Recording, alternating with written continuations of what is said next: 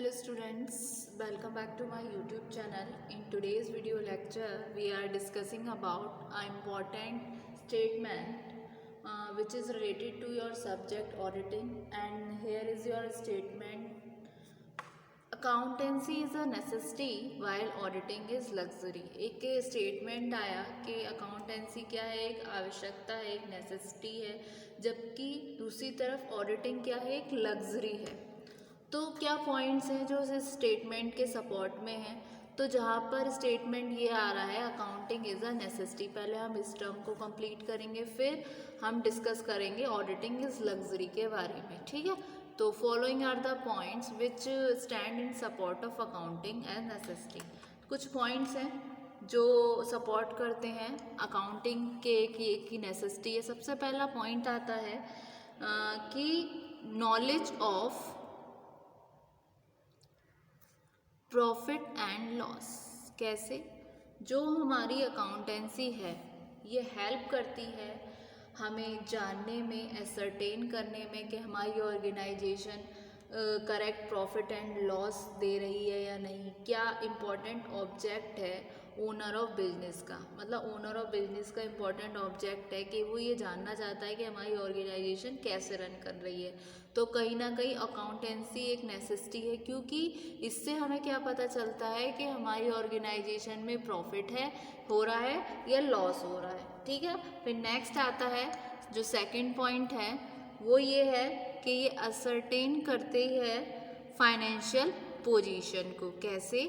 जो हमारी ऑर्गेनाइजेशन है वो जब वर्क कर रही है तो ईयर में जब 12 मंथ्स का जो ईयर होता है उसके हमारे फाइनेंशियल ईयर यानी कि 31 मार्च को जब क्लोजिंग होती है तब क्या पता चलता है, हमें पता चलता है कंपनी की करेक्ट फाइनेंशियल पोजीशन कि कंपनी लॉस में जा रही है, ये कंपनी प्रॉफिट अर्न कर रही है। तो अकाउंटेंसी एक की है इन सब चीज़ों की, जहाँ पर P&L अकाउंट होता है, बैलेंस शीट होता है, ये सारे क्या है फाइनेंशियल स्टेटमेंट हैं जो हेल्प करते हैं हमें जानने में एक्चुअल में आपकी करेक्ट पोजीशन और करंट पोजीशन। ठीक है, फिर नेक्स्ट पॉइंट आता है जो अकाउंटेंसी है वो हेल्प करती है इन कंपैरेटिव स्टडी। कंपैरेटिव स्टडी कैसे? ये हेल्प करती है जानने में कि हम कितना ग्रो कर रहे हैं, कैसे हमारी ऑर्गेनाइजेशन वर्क कर रही है। प्रीवियस ईयर के रिजल्ट्स से कंपेयर किया जाता है आज के फाइनेंशियल स्टेटमेंट को, जो शो होता है आपके ट्रेडिंग एंड P&L अकाउंट में और बैलेंस शीट में, जिससे हेल्प मिलती है हमें एक कंपैरेटिव स्टडी करने में। ठीक है, फिर नेक्स्ट आपका पॉइंट आता है needed during admission of a new partner. तो needed during admission of a new partner. कैसे? कि जब आपकी प्रोसेस होती है जहाँ पर हमारा ऑर्गेनाइजेशन में हमारी फर्म में कोई नया पार्टनरशिप एडमिशन मतलब आने वाला है, तो ये इम्पॉर्टेंट हो जाता है कि हम वैल्यू करें गुडविल को, जो कि पॉसिबल होती है एक प्रॉपर अकाउंटेंसी के रिकॉर्ड से। तो needed during admission of a new partner. उसके अलावा एक और आता है इसमें पॉइंट, वो ये है कि ये नीड होती है इसकी अगर किसी पार्टनर की डेथ हो जाती है उस समय, या फिर रिटायरमेंट हो जाए पार्टनर का तो उस समय। तो नीडेड ऑन डेथ और रिटायरमेंट ऑफ अ पार्टनर। ठीक है, क्या होता है हमें जानने के लिए कि एक्चुअल में हमारी अमाउंट ऑफ गुडविल क्या है, क्या पेबल की जानी है जो रिटायर्ड है या डेड पार्टनर्स है उसको। तो अकाउंट्स प्ले करते हैं बहुत ही इम्पॉर्टेंट रोल, ये हेल्प करते हैं असरटेन करने में correct amount of goodwill.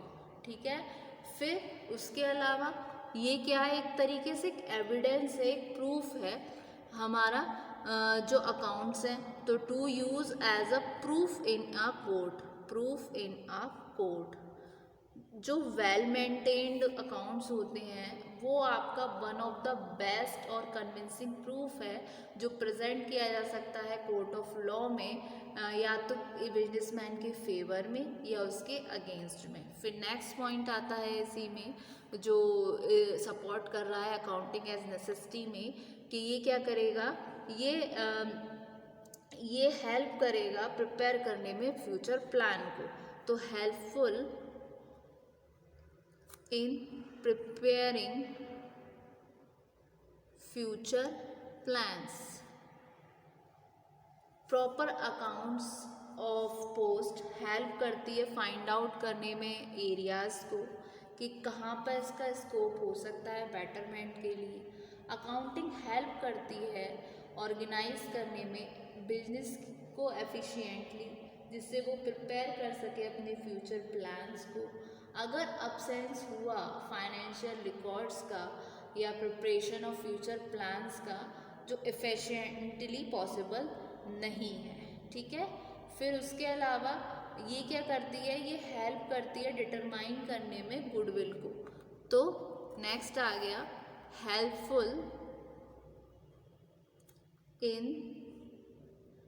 Determination of goodwill. जैसे कि अभी बताया था मैंने, जैसे जब भी कोई पार्टनर एंट्री लेगा, एडमिशन करेगा, admission of a new partner या फिर डेथ और रिटायरमेंट ऑफ अ पार्टनर, तो ये हेल्प करती है डिटर्मिनेशन करने में गुडविल को, क्योंकि प्रीवियस अकाउंट जो होता है ऑर्गेनाइजेशन का वो बेस है जो हेल्प करेगा डिटरमाइन करने में अमाउंट को for the goodwill of the organisation. तो कंक्लूज़न में हम ये कह सकते हैं कि अकाउंटेंसी रिक्वायर्ड होती है हर बिजनेस के लिए एक इफ़ेक्टिव ऑपरेशन और कंट्रोल के लिए। तो हम बोल सकते हैं अकाउंटेंसी इज़ अ नेसेसिटी। तो कंक्लूज़न में हम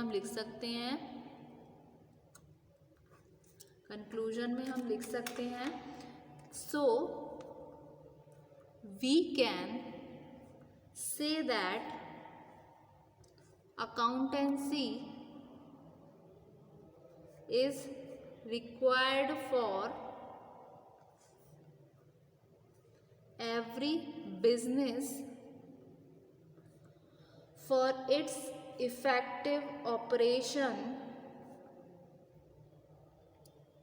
and control. Therefore, accountancy is a necessity। इस स्टेटमेंट में एक टर्म को हमने कंप्लीट कर दिया कि अकाउंटेंसी क्या है, एक नेसेसिटी है। फिर दूसरी टर्म आती है आपकी कि auditing is luxury. Auditing is luxury, इस टर्म पे हम फोकस करेंगे, ठीक है। तो ऑडिटिंग एज लग्जरी, ठीक। तो पर्सन जो ये कहते हैं कि ऑडिटिंग एक लग्जरी है, वो कुछ फॉलोइंग प्लीज पॉइंट्स देते हैं in support of auditing as luxury. तो following are the points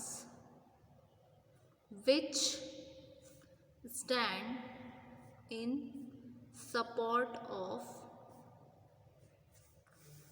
auditing is luxury या फिर एज लग्जरी, ठीक है।